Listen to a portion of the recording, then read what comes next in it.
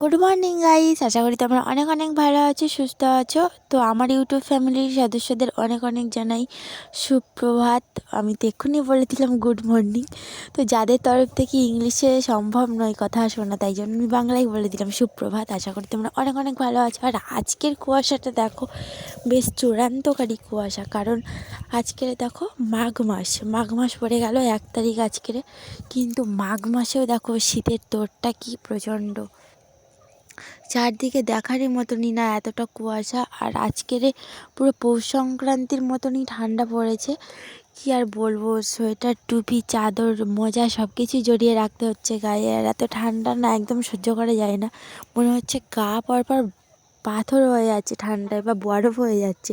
তো যাই হোক, এর মধ্যেই চলে যাচ্ছি এখন চাদর সোয়েটার পরে নিয়ে এখন চলে যাচ্ছি বাজারে। আর পুরো রাস্তার মধ্যেই আছি, সবে বাড়ি থেকে বেরোলাম। দেখো চারদিকটা কুয়াশায় আচ্ছন্ন। আর এখন যাবো একটু মাছ কিনতে। তোমরা হয়তো থাম্বনেইলস থেকে বুঝতেই পারছো আজকের কত কি হচ্ছে বাজার।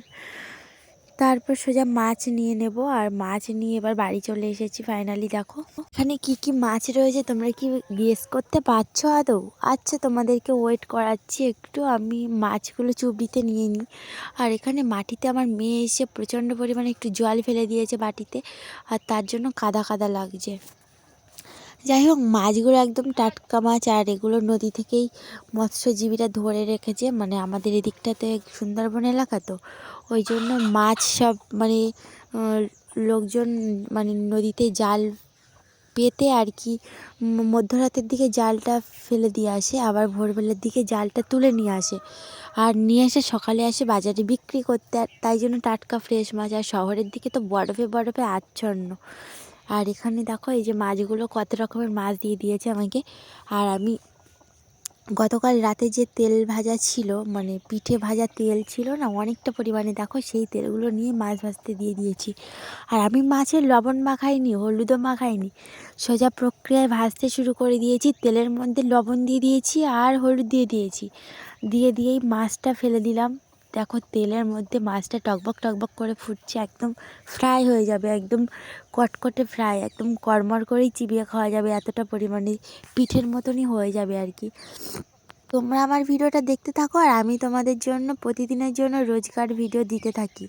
মাছগুলো দেখো আমি এপিট ওপিট করে পাল্টে নিচ্ছি, না হলে মাছ তো আবার পুড়ে যেতে পারে। আর উনুনটা খুব সমস্যা করছিল। আমি ফার্স্টে মানে খড় দিয়েই জাল দিচ্ছিলাম, বাট খড় দিয়ে পারলাম না, লাস্টে আবার কাঠ ধরতে হলো। আর এখানে এতগুলো মাছ রয়েছে এখনও, তাই জন্য আমি মাছটাকে দুবার করেই দিয়ে দিচ্ছি। কারণ এই নদীর মাছ আমার ভাজতে খুব ভয় লাগে, কারণ ভেঙে যাওয়ার সম্ভাবনা প্রচণ্ড বেশি থাকে। আর মাছগুলো খুব পাতলা, সরু সরু ওই পাতলা মাছ, তো এতে কাঁটার ভাগটাই বেশি। তো যাই হোক, দুপুরে রান্না বান্না হয়ে গেছে। তারপরে আমি কলে গিয়েছিলাম জল আনতে, তোমাদেরকে দেখানো হয়নি। এখানে রান্না হয়েছে বিটকপির তরকারি দেখলে, আর হয়েছে ফুলকপির ঝোল, আর হয়েছে ডিম ভাজা। তারপর বিকেল হয়ে গেছে, আর এখন ঘুম থেকে উঠে গেছি। মানে ঘুমাই তো নি, একটু ফোন ঘাঁটছিলাম শুয়ে। তো সেটাই করে ঘুম থেকে উঠে গেছি। আর উঠে গিয়েই এই যে তোমাদেরকে বেগুন গাছগুলো দেখাতে শুরু করলাম। দেখো কি বড় বড় বেগুন ধরে গেছে। মানে এই বেগুনগুলো ভাজা খেতে আর পোড়া খেতে কিন্তু খুব সুন্দর লাগে। কিন্তু বেগুনগুলো খুব ছোট ছোট, দেখে মনে হচ্ছে বড় হয়ে গেছে, কিন্তু মানে এগুলো বাংলা কথায় যাকে বলে পোক্ত হয়নি এগুলো, এখন ভিতরে দানা হয়তো খুব কচি কচি, বুঝলে। তাই জন্য এই বেগুনগুলো এখন তোলা হবে না। মা বললো আর কটা দিন যাক তারপরে। তো আমি তাই জন্য সব বেগুন গাছের পরিক্রমা করছি। বেগুন গাছের ভিতরে এমনভাবে বেগুন হয়ে রয়েছে বুঝতেই পারবেন। দেখো এই বেগুন গাছটা একদম তলায়, গোল বেগুনটাও হয়ে আছে। গোল বেগুনটা এমনভাবে শুয়ে আছে যেন বুঝতেই পারবে না যে এটা বেগুন বলে। তো যাই হোক, চলো এখন যাই অন্য বেগুন গাছ। আর এই বেগুনগুলো কি দেখতে পাচ্ছ তো, কাঁটা। এইগুলো হচ্ছে কাঁটা বেগুন যাকে বলে। আর এগুলো ভাজা খেতে কিন্তু খুব সুন্দর লাগে, তোমরাও তো অবশ্যই জানো হয়তো। আর বেগুনের বোঁটাটাও কাটা। আর এই বেগুনটা একদম মানে গোল লম্বা টাইপের, তবে এটা ছোট গাছে হয়েছে। যাই হোক, বিভিন্ন রকম বেগুন গাছ মা দিয়েছে, আর সে বিভিন্ন রকমের বিভিন্ন বেগুন হয়েছে আর কি, দেখেই সন্তুষ্ট। আর তারপর টমেটো গাছে চলে এলাম। টমেটো গাছেও বেশ বড় বড় টমেটো ধরে গেছে। আর আমার গলার অবস্থা ভীষণ খারাপ, দেখতে পাচ্ছ ভয়েস ওভার দেওয়ার সময় পুরো যেরকম গলায় ভয়েস ওভার দিই সেরকম নেই, অন্যরকম হয়ে যাচ্ছে, মানে গলাটা বসে বসে গেছে ঠান্ডাতে।